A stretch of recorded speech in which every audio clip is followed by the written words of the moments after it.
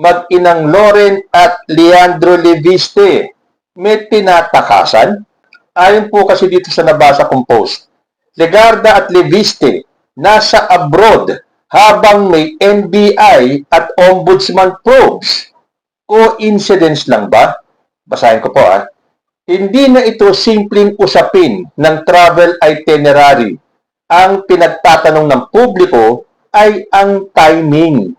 Noong Agosto 2, magkahiwalay na umalis ng Pilipinas sina Batangas Representative Leandro Leviste at ang kanyang inang si Senator Loren Legarda. Si Leviste ay nagtungo sa Hong Kong habang si Legarda ay lumipad patungong France. Nangyari ang kanilang pag-alis ilang araw matapos ihayag ng Office of the Ombudsman na isa sa ilalim sa preliminary investigation ang plunder at graft complaints laban sa mag-ina kaugnay ng umano'y 10 bilyong pisong kontrobersiya sa mga solar project. Mga reklamo pa lamang ito at wala pang hatol. Ngunit malinaw na may seryosong prosesong kailangang harapin at sagutin. So, kung malinaw na may seryosong proseso na dapat harapin ng mag-ina, bakit naman sila aalis ng bansa? Hindi ba't magtatanong talaga ang taong bayan? Bakit naman tiniming nyo na meron kayong kahaharapin na investigasyon? Saka kayo magliliwaliw sa ibang bansa?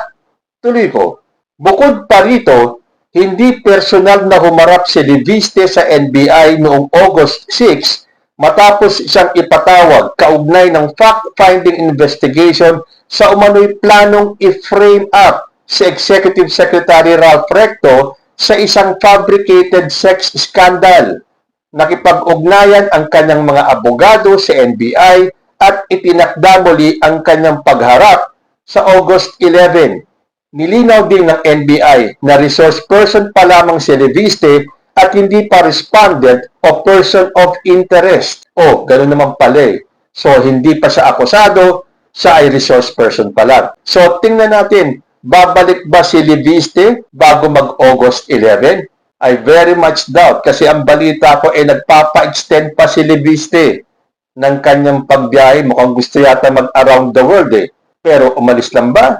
O talagang may tinatakasan?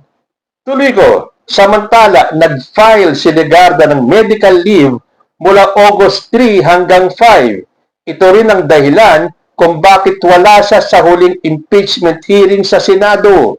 Ayon kay Senator Erwin Tulfo, bagamat hindi kailangan ng Senate Travel Authority para sa kanyang foreign trip, sinabi ni Senate President Win Gatchalian na wala siyang impormasyon tungkol sa pagpunta ni Legarda sa France. So walang pasabi si Loren Legarda. Dahil sinabi nga ni Senate President Win Gatchalian na wala siyang impormasyon. Kaya hindi maiiwasang itanong, bakit sabay na nasa abroad ang mag-ina habang may magkahiwalay na NBI at Ombudsman probes? Mas lalong umiinit ang usapin dahil si dating Representative Saldico ay iniulat na humihingi ng asylum sa France at pinaniniwalaang nananatili sa Paris. Kaya may mabigat na tanong na kailangang sagutin ng direkta.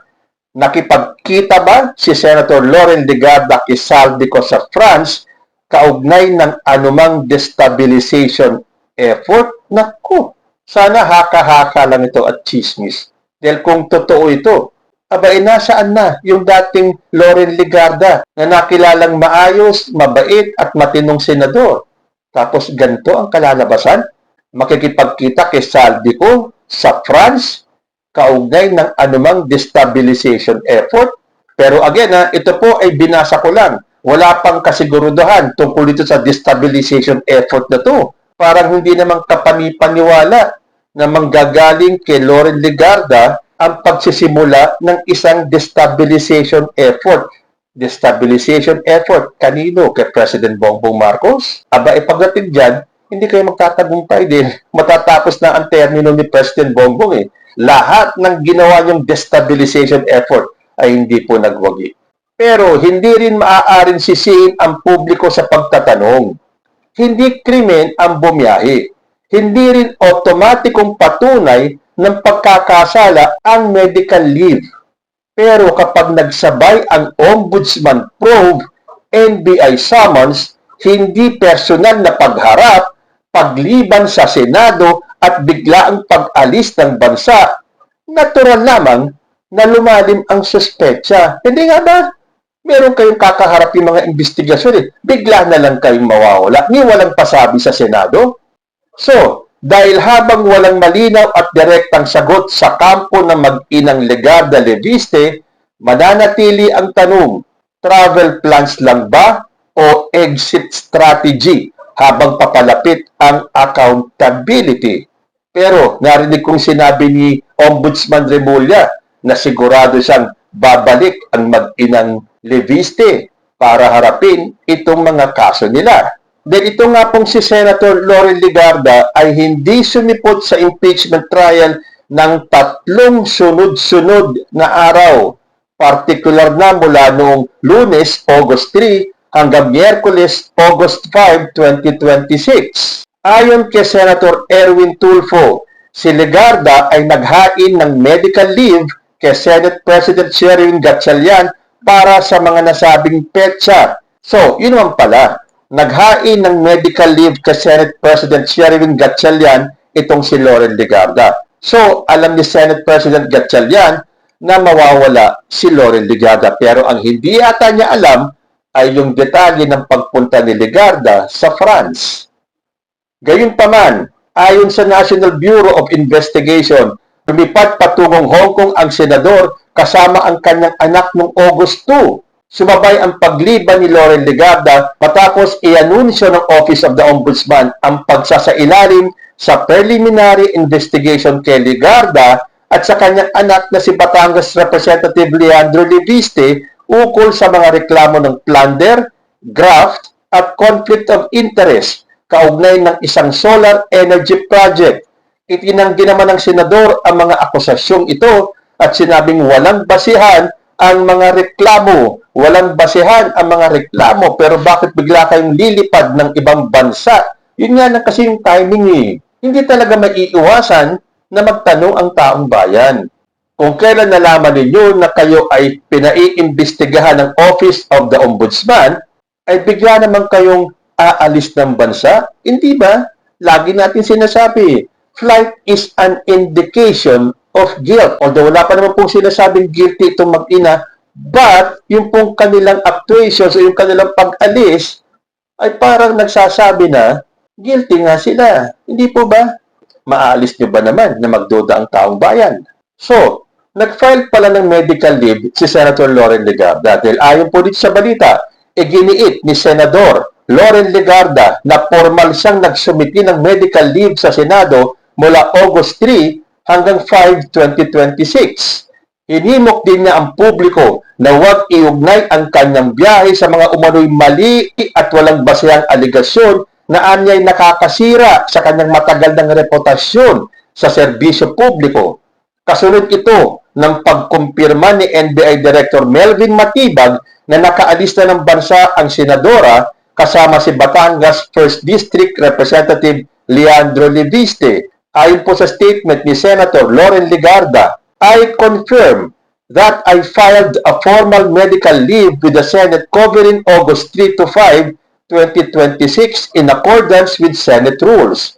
I ask the public not to draw unwarranted conclusions from my travel or link it to the recent false and baseless allegations which undeservedly besmirch a reputation that I have built over decades of public service. But again, Senator Legarda, hindi mo po maiaalis sa taong bayan ang magtanong dahil sa timing. Bakit nga ba itong ating mga politiko, oras na sila ay may kakaharapin ng reklamo or investigasyon, biglang nagkakasakit, no?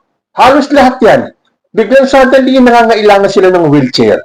Tandaan nyo kay Marcoleta at sa mga nauna pang mga politiko natin na kapag sila ay haharap sa kaso, bigla na lang nagkakasakit.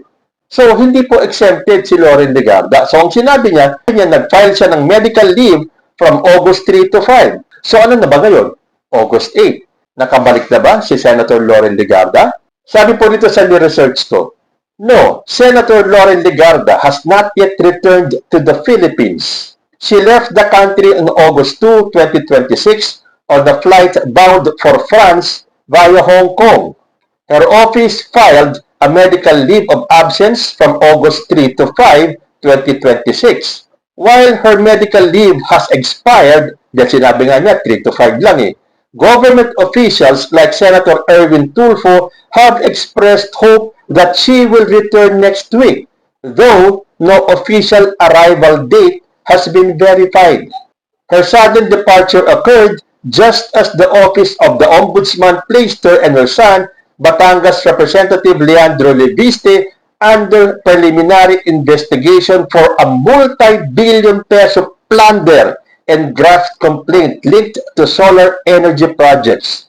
Because of her travel, she has been absent from the ongoing Senate impeachment trial of Vice President Sara Duterte. Hindi ba? Napaka-importante po para sa mga DDS senators itong impeachment ni Vice President Sara Duterte. At nakita natin na isa tong si Loren Legarda na talagang naniniguro na itong si Sara Duterte ay walang kasalanan at dapat ma-acquit. O ay bakit siya aalis? So hihintayin po natin ang pagbabalik ni Senator Loren Legarda. Kung kailan at ang pagbabalik din ng kanyang anak na si Leandro Leviste na mayroong August 11 na hearing hinggil sa kanyang investigasyon. So paano nga ang papel ni Loren Legarda bilang senator judge? So kung siya ay patuloy na a-absent sa impeachment trial, makakaboto pa rin kaya siya kapag dumating na yung time na kailangan nilang mag-acquit o mag-convict? Kayo po, ano sa tingin ninyo? Bakit biglang lumipad si Loren Legarda patungo sa ibang bansa? Kayo po, anong masasabi ninyo?